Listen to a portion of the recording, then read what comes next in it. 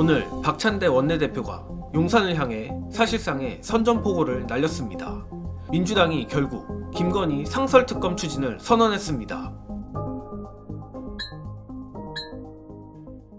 민주당이 마침내 윤석열의 거부권을 무력화시킬 수 있는 유일한 방법인 상설특검을 꺼내들었습니다. 그런데 재밌는 건 기존 상설특검이 거론됐던 최혜병 특검이 아니라 김건희 특검에 대해 상설특검을 꺼냈다는 것입니다. 특히 오늘 박찬대 민주당 원내대표는 기자간담회에서 김 여사와 관련한 의혹의 진상을 밝히기 위해 상설특검도 특검법과 동시에 추진하겠다며 특히 삼부토건 주가조작 의혹과 세관 수사외화 의혹 등은 상설특검으로도 밝혀낼 수 있을 거라 생각한다라는 상당히 의미심장한 말을 했습니다.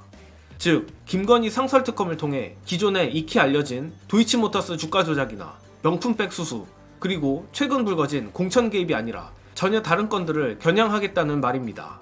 이는 두 가지 정도로 해석이 가능할 것 같은데, 먼저 삼부토건 주가조작 의혹, 그리고 세관 수사외화 의혹에 대해 민주당이 김건희 범죄 혐의에 대한 확실한 정보를 입수한 것 아니냐는 것입니다.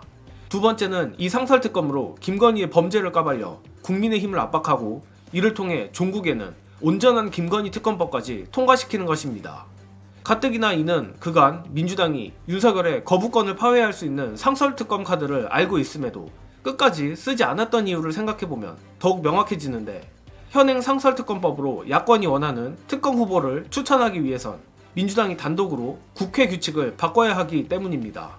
즉, 민주당으로서도 제대로 된 상설특검을 위해선 국회 규칙을 바꾸는 등의 어느 정도 정치적 리스크를 감수해야 하며, 만에 하나 그렇게 진행시킨 상설특검에서 제대로 된 증거를 찾아내지 못한다면 민주당은 어마어마한 뒷감당을 할 수밖에 없습니다. 그렇기에 앞서 말했듯 민주당이 상설특검 카드를 끝까지 아끼고 있던 것인데, 마침내 박찬대 원내대표가 상설특검이라는 배수의 진을 치겠다고 선언을 한 것입니다. 특히나 리스크가 상당한 상설특검인 만큼 민주당도 확실한 카드를 내야 하는데, 그 확실한 카드가 삼부토건 주가조작 의혹, 세관 수사외압 의혹이라는 것이 상당히 흥미로운 부분입니다. 게다가 박찬대 원내대표는 최혜병 특검법에 대해서도 특검법과 함께 국정조사를 추진하겠다고 밝혔습니다. 국정조사의 경우 오히려 상설특검보다 훨씬 절차도 간단하고 정치적 부담도 없는데, 국정조사 개시 권한을 국회의장이 가지고 있는 만큼 우원식 국회의장의 허가만 떨어진다면 규칙을 바꿀 필요도 없이 기존 제도를 가지고 진행할 수 있습니다. 고로 민주당으로선 김건희 상설특검, 최혜병 국정조사를 통해 김건희, 최혜병 특검이라는 최종 목표를 달성하겠다는 플랜으로 보입니다. 다만 다시 한번 주의 깊게 볼 부분은 민주당이 현 시점 그야말로 빼박으로 보이는 최혜병 사건조차 국정조사로 가는데, 김건희 관련 의혹은 다소 리스크가 있는 상설특검으로 간다는 것입니다. 이는 민주당이 배수의 진을 칠 만큼 자신만만하다는 방증일 텐데, 민주당 캐비넷에 무엇이 있는지 상당히 기대되는 부분입니다. 자, 오늘 민주당 박찬대 원내대표의 놀라운 선전포고도 그렇고 김건희 특검법 재표결 전후로 보수 언론의 곡소리만 봐도 정권교체의 분위기가 무르익고 있는 것 같습니다. 특히 최근 나온 동아일보 이기용 대기자의 김건희의 사과도 필요 없고 사법심판대에 세우라는 칼럼만 봐도 이젠 정말 임계점을 넘은 것으로 보이는데, 끝으로 김성환 평론가가 통찰한 정권 몰락의 시그널 안내드리며 이번 영상은 여기까지 하겠습니다. 시청해주신 여러분 감사합니다.